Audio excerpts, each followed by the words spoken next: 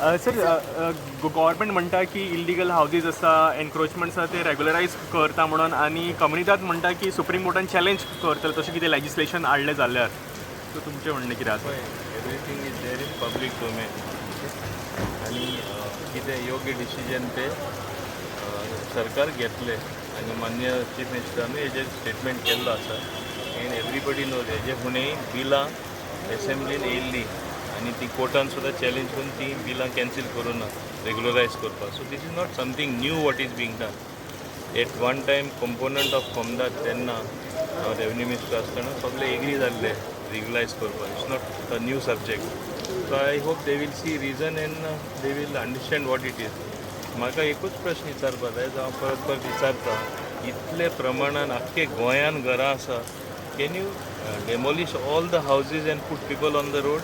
Can it ever happen? म्हाका सांग आनी कोर्टानूय डिसिजन दिला तशें हांवें सांगलां very clearly there is a window of opportunity to legalise the houses तेणी सांगून वचून सगळी मोड म्हूण you read the order carefully they have left a small opportunity if they are going to be regularized by following due process of law and the procedure to be followed, it is allowed.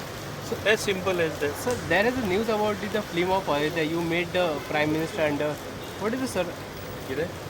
News about you will produce the film of Ayodhya.